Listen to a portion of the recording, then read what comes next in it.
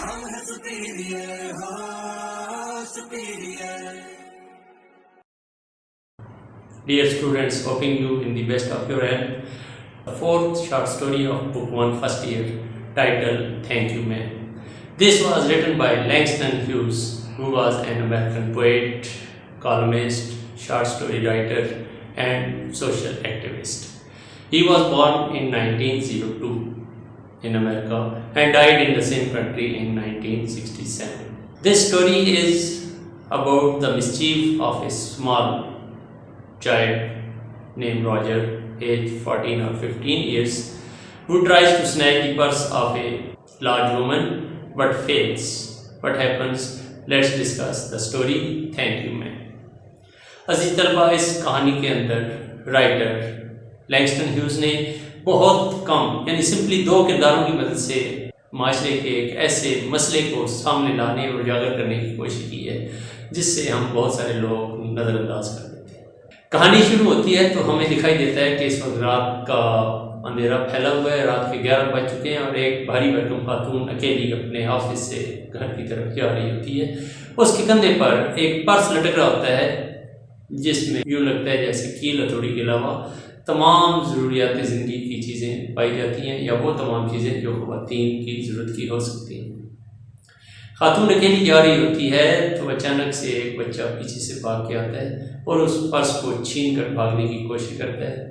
जो ही वो उसको झटका देकर खींचता है तो उसकी बेल्ट स्ट्रिप टूट जाती है, लेकिन वो पर्स बच्चे की सोच से भी वजनी होता है और बच्चे का वज़न और उसका वज़न उसका बैलेंस बिगाड़ देते हैं। बच्चा पुश्त के बल ज़मीन पर गिरता है और उसकी लातें हवा में। वो भारी भरकम खातून आराम से उठती है और उसको एक लात रसीद करती है और फिर झुककर उसको गरिमा से पकड़कर उठा लेती है और इतने ज़ोर से उसको झंझोड़ती है कि उसके दांत बजना शुरू हो जाते हैं। खातून उससे पूछती है कि तुम्हें ऐसा करते हुए शर्म नहीं आई? तो वो कहता है यस मैम, मुझे शर्मिंदगी है। खैर वो खातून उस बच्चे को गिरबान से पकड़े रखती है और ज़रा नीचे झुकते हुए उसे मौका देती है कि वो उठाकर उसका पर्स उसके हवाले कर दे। इस दौरान पास से गुजरने वाले चंद लोग भी इस तमाशे को देखते हैं और रुक जाते हैं। ज़्यादातर लोग एक नज़र डालते हैं और आगे चल पड़ते हैं और एक दो लोग रुक कर खड़े देखते हैं।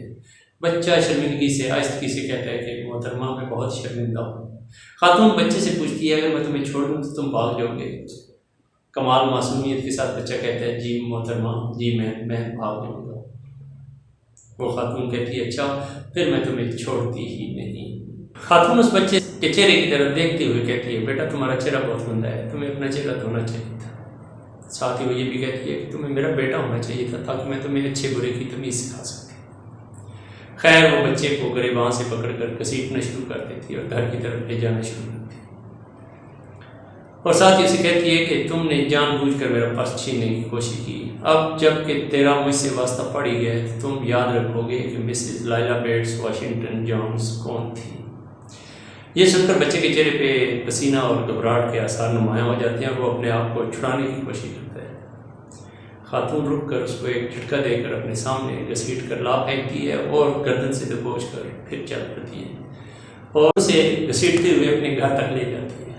घर का दरवाज़ा खोलकर उसे हॉल में से गुजारते हुए घर के अगबी कमरे में ले जाती है जहाँ उस कमरे के एक कोने में एक किचन मौजूद है। खातून उस बच्चे से कहती है कि वो सिंक में जाकर अपना मुंह धोए और थोड़ा सा पानी बहने दे ताकि गर्म पानी आ जाए। बच्चा खातून से दरियाफ्त करता है कि क्या वो उसे पुलिस के हवाले तो नहीं कर देगी। खातून लाइट अंदाज में कहती है कि बेटा ऐसे मुंह के साथ मैं तुम्हें किसी के हवाले नहीं करूँगी। बच्चा चेहरा धो के आता है और इस दौरान वो नोट करता है कि घर के अंदर मुख्तलिफ कमरों में से लोगों की बातें करने की आवाज़ मुसलसल आ रही है, जिससे उसको अंदाज़ा हो गया कि उस बड़े घर में वो और खातून सिर्फ दो अफराद ही नहीं है बल्कि और भी बहुत सारे अफराद मौजूद हैं।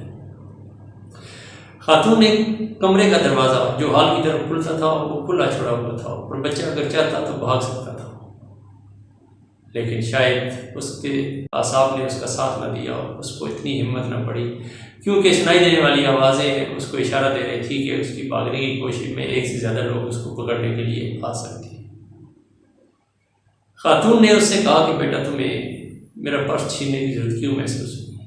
क्या तुम्हारे घर में कोई नहीं है जो तुम्हें अच्छे बुरे की तमीज़ करा सके? बच्चा कहता है कि नहीं, मैं तुम्हें अपना पर्स नहीं दूंगा। खातून कहती है अच्छा फिर मैं तुम्हें छोड़ती ही नहीं। खातून ने उससे कहा कि बेटा तुम्हारे घर में कोई नहीं है जो तुम्हें अच्छे बुरे की तमीज़ करा सके? बच्चा कहता है कि नहीं, मैं तुम्हें अपना पर्स नहीं दूंगा। बच्चे का ये जवाब कि नहीं मैम, मेरे घर में ऐसा कोई भी नहीं है, पढ़ने वालों को भी, हमें भी और शायद उस खातून को भी मुतासिर करता है और खातून का रवैया उसके साथ यकसर बदल जाता है।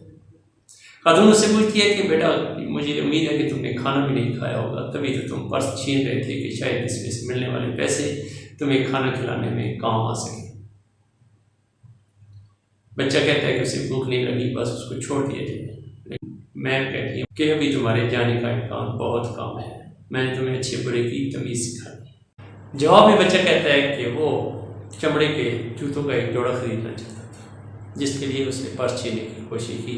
जवाबन खातून कहती है कि तुम्हें ऐसा करने की क्या ज़रूरत थी, तुम मुझसे पैसे मांग भी सकते थे। एक ऐसे माशरे में जहाँ वालिदैन बच्चों से और बच्चे वालिदैन से बहुत दूर अलग अलग ज़िंदगी गुजार रहे होते हैं, ऐसा जुमला बच्चे के लिए इंतहाई हैरत का बायस बनता है और वो हैरानगी से उस खातून की तरफ देखता है कि ये आप क्या कह रहे हैं। खैर खातून कहती है कि मैं तुम्हारी उम्र की थी तो मैं भी कई ऐसी चीज़ें नहीं खरीद सकती थी जो मैं चाहती थी कि खरीद लूँ, और इस दौरान वो अपना जुमला रोक देती है, मुकम्मल नहीं करती।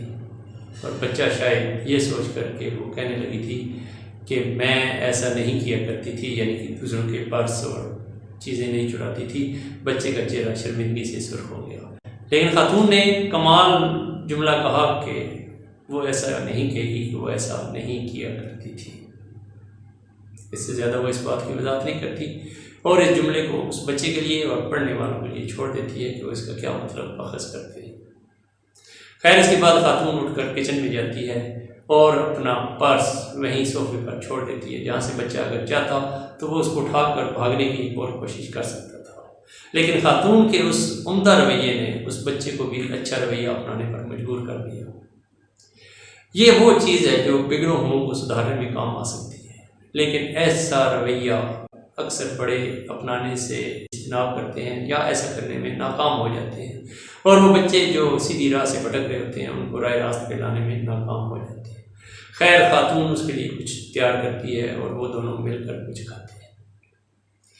खातून ने उस बच्चे से कोई ऐसी बात न पूछी जो उसके लिए शर्मिंदगी का बायस बनती कि वो किस ख़ानदान से तल्लुक़ रखता है और उसके ख़ानदान के लोग क्या काम करते हैं, बल्कि इसकी जगह वो खातून अपने बारे में बताती है कि वो एक होटल की ब्यूटी शॉप में काम करती है, जहाँ तरह तरह की ख़वातीन, स्याह बालों वाली, सुर्ख और सुनहरी बालों वाली ख़वातीन आती हैं और अपने बाल बनवाती हैं।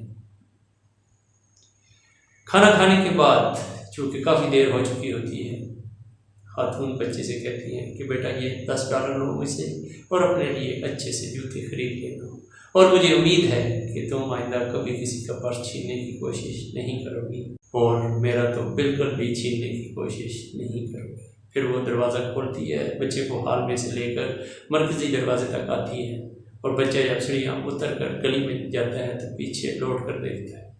खातून उसको खुदा हाफिज़ कहती हुई नज़रों से देखती है और फिर दरवाज़ा बंद कर देती है।